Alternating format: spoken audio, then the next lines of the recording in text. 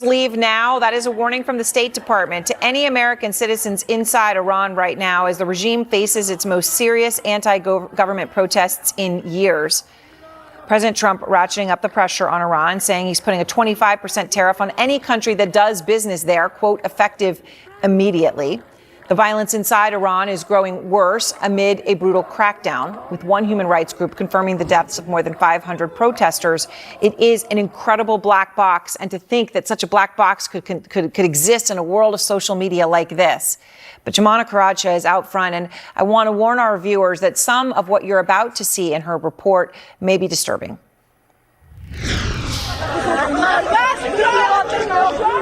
From behind the walls of the Iranian regime's censorship, a chilling video has emerged. Every movement of what may be a hidden camera reveals a terrifying picture of what's been unfolding on the ground. They butchered him, this mourner wails.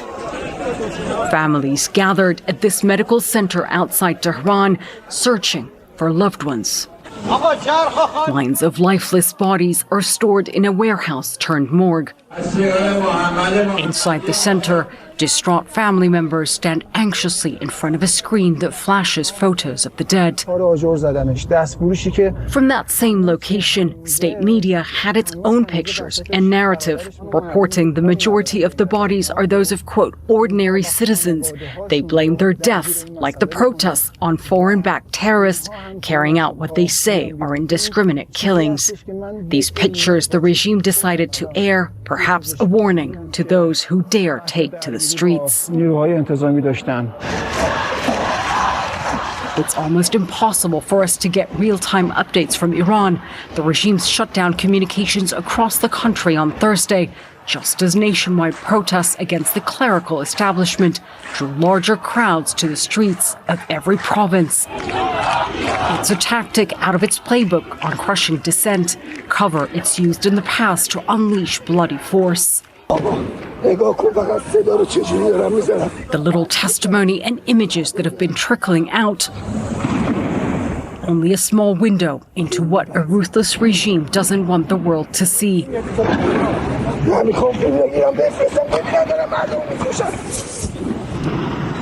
Video like this that purportedly captures the feared state security forces out on the streets is slowly surfacing, sent out by those who are risking their lives to get it out. As the U.S. weighs its next move following the president's threats to strike hard if the regime kills protesters, President Trump now saying Iran has reached out to negotiate. But we may have to act because of what's happening before the meeting. In this one location, an estimated 250 bodies, with hundreds more confirmed killed elsewhere, according to activists. The world now braces for what may come when Iran finally emerges from the dark. Joumanna Karacha, CNN, London. And out front now is Skylar Thompson in the wake of Joumanna's reporting. She is the deputy director at Human Rights Activists in Iran. It is an organization that is closely tracking the turmoil unfolding. And Skylar, I mean, it's just incredible. As I was talking about it with a black box, you have a view inside that box. The reports that we hear, violence inside Iran has skyrocketed in the last few days. And I know that you're getting more information about that, but also from inside hospitals. What are you learning tonight? Yeah, a black box is a really, unfortunately, accurate way to put it. We've now seen an unprecedented shutdown of communication surpassing 100 hours. So it's really difficult information. It's reduced to a minimum. But what we are able to glean from our network is absolute brutality. Joumanna's package correctly mentioned bodies upwards of 250 in one place. And we've, documented over 500 deaths, as you mentioned as well. But we have over 500 cases still under investigation. So it really sort of paints the picture of what kind of brutality we're looking at. Inside hospitals, we have collected documents from doctors that show people impacted with tear gas, people shot at close range, and oftentimes they can't even seek appropriate medical care because doctors are stretched thin or they're being taken directly to a detention facility rather than getting the care that they need. I know that you've also been reporting, Skylar, on state television in Iran, and that there's been an unprecedented number of forced confessions that they have actually broadcast on state TV. What more can you tell us about that? Yeah, it's absolutely something that we haven't seen before. This number really concerns us. People are being arbitrarily arrested, as we've documented, thousands, tens of thousands of people. And what happens is they're arrested, they're taken to a detention facility, unknown at times. Sometimes we don't even know, where a person is being held.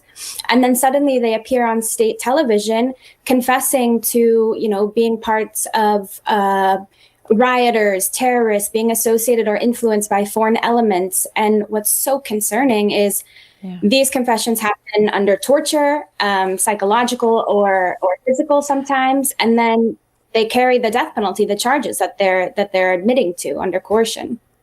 What do you see is different? I mean, there are some out there saying, okay, this could be it. And then there are others who say, no, the protests have been massive before. Look at 2009 and the Green Movement. And of course, the death of the young woman in police custody that had sparked mass protests in 2022 and 2023. Is this different?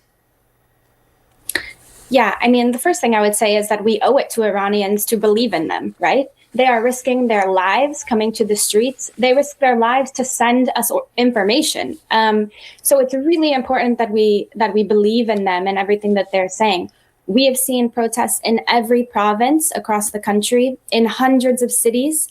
And I think that really shows the united nature of this moment. And we're also seeing it, I might add, across class, ethnicity. So that's really unique. And I think, on top of that, we don't just have a single trigger like we did in 2022.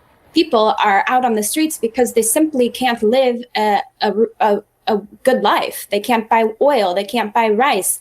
Money is not stable. And there's inflation. There's corruption. Women don't have rights. This is just like a storm of a situation that's really unfolding. Joining me now is Democratic Congressman Seth Moulton of Massachusetts, who sits on the Armed Services Committee. He's also a Marine Corps vet who served 4 tours in Iraq. Congressman, the White House is saying that what the Iranian regime is saying publicly is, quote, quite different from the messages the administration is receiving privately. What do you think the administration should do? What do you think is possible for the U.S. to do here? Well, I mean, first of all, we of course stand with the Iranian people, and we all hope that this regime gets toppled. But what we're really hoping for is a better regime. And so we've got to be very careful to ensure that whatever we do, ostensibly to help the protesters, doesn't actually empower hardliners in Iran and therefore lead to an even worse regime than we have. There's a real risk there, and that's why we have to have a serious plan. We can't just go in guns a-blazing like the Trump administration likes to do and think that it will solve the problem. President Trump has said he's looking at what he calls very strong options that the U.S. could take against Iran. He's also said previously the U.S. getting involved doesn't mean boots on the ground. What kind of options do you think the U.S. has? Well, we have a very wide range of options. And if the president is talking about going in and bombing Iranian sites, I would ask him to very seriously consider other options that might do more to help the protesters and not actually turn some people against America. Anecdotally, we've heard that after the B-2 raid on not just the Iranian nuclear facilities, but on officials living in downtown Tehran, where there is historically a lot of pro-U.S. sentiment, that the Iranian people really were angry at the U.S., that sentiment turned against the U.S. in the wake of those attacks. On the other hand, we have cyber capabilities, for example, that could really serve to open up the internet, to empower the protesters, to encourage sentiment against the regime. Those are the kinds of options that should really be on the table here. And I'm a bit concerned that, knowing the track record of the Trump administration, they're just thinking of military options alone. There have been obviously widespread protests in Iran before, most recently in 2022. Given the way that those were ended, cracked down, what happened to many protesters, public executions, first of all, the courage of these protesters is extraordinary given what happened just a few years ago. It's extraordinarily courageous. And I mean, these are real modern-day freedom fighters, much like the freedom fighters who are in Ukraine today, fighting for their freedom, their chance at democracy. So we want to do what we can to stand with them. And there's been plenty of criticism that the U.S. in the past has not done enough to topple the regime, to push, to get past the tipping point here. But we just have to be very carefully calibrated with our actions. And what we've seen in the most recent military adventure of this administration with Venezuela, they couldn't even decide what the justification was for going in. First it was fentanyl, then it was cocaine, then it was not regime change, then it was regime change, and then it was oil, even though the oil executives now say they don't even want to invest in Venezuelan oil. So clearly the administration did not have a clear plan for Venezuela, and they don't have a plan for the day after. So let's make sure that if we do anything in Iran, we have a plan, we know exactly what it's set out to achieve, and there's some sort of plan for the day after that makes sure that moderate elements in Iran are empowered to have a pro-Western regime in the wake of this conservative regime being toppled.